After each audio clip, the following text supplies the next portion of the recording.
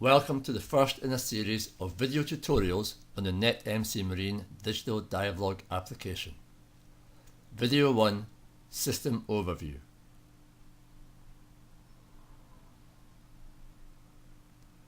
Historically, diver and ROV logs have been written by longhand.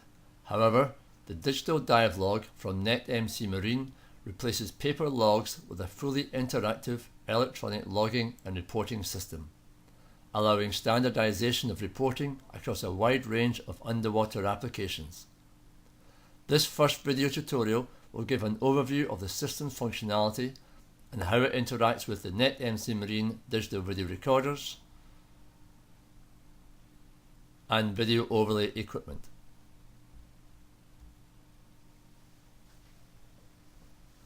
The DDL GUI comprises of 5 areas: generic system tabs, live video display, text dive log, eventing buttons, and video recording and playback controls.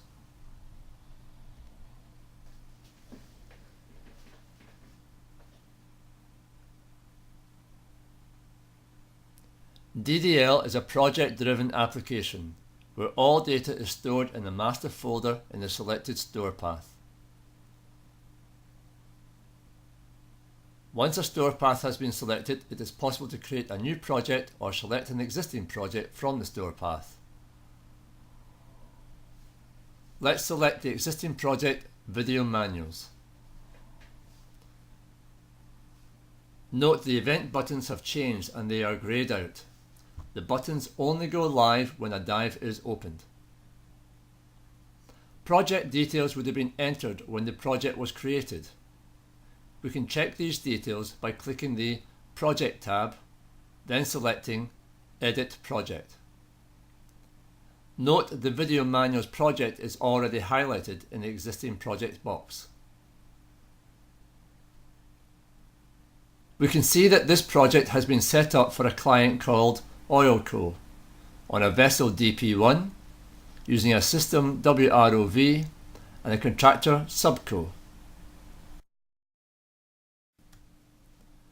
We can see the default prefixes have been allocated to the video and stills file.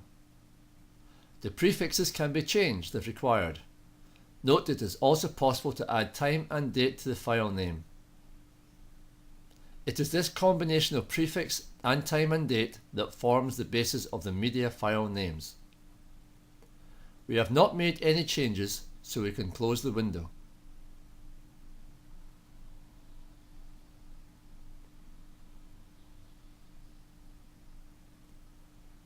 As the event buttons are already configured, we are ready to start a dive.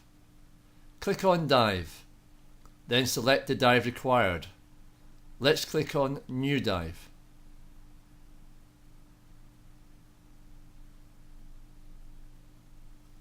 You can see that the project parameters have been automatically copied into the dive file.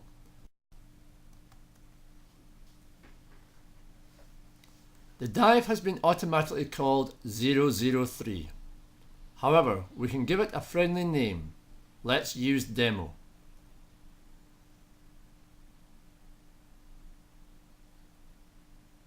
We can also add a specific dive prefix to the media files, both video and stills. Let's add the word demo as a dive record prefix. Clicking Create New starts a new dive file. The event buttons are now live, so we can begin to populate the dive log. Watch as we click on the event buttons. Note the log being populated and the recording controls changing. The ROV in water button has been configured to automatically start the primary recorder. Note the optional on-screen display of the Record Start command. The user can select which, if any, events get displayed in this way.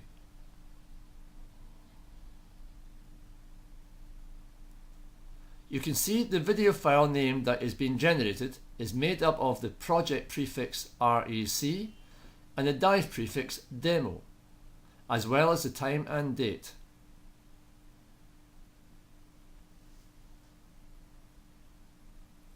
Clicking the Anode button generates a stills image.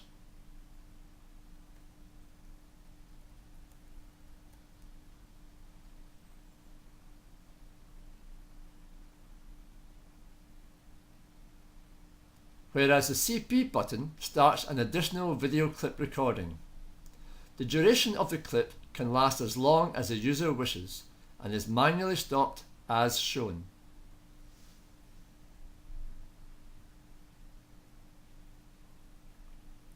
We can now review the clip file in the live screen. Note, the primary recording is still generating video files, and the live video is now shown in the bottom right hand corner. We can stop replaying the clip at any time and revert to live video as shown.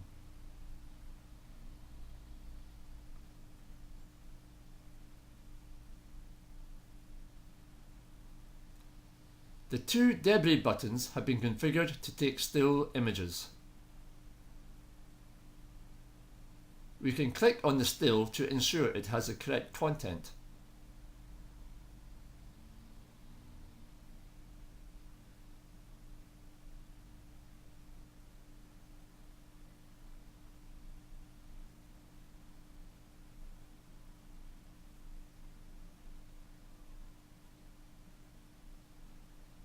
As shown, we can review historical files from the primary recording section in the same way as the clips. If an unexpected event occurs, we can use the manual event button to log it.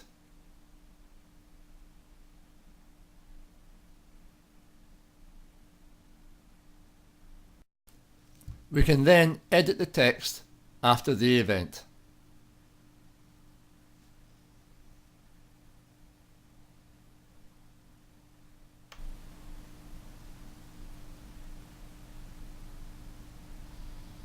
The last button is Dive End. Clicking this stops the main recorder recording and puts Record Stop on the screen.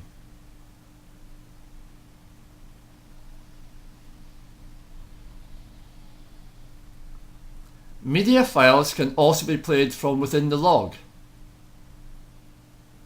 Right-click and select Open the Media. The files can then be controlled using the controllers on the right hand side.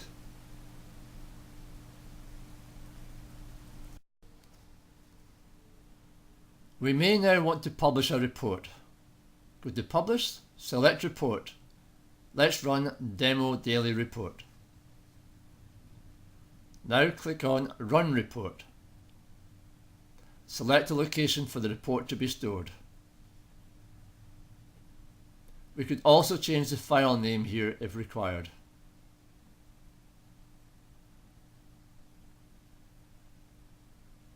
DDL now displays the progress of the generation of the report.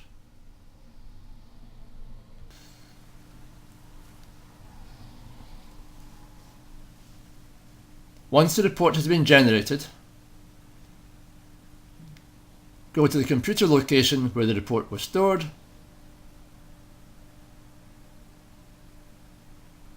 and display the report.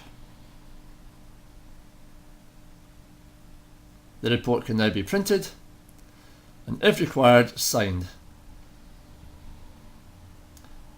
This is the end of the first tutorial for the NetMC Marine Digital Dive Log.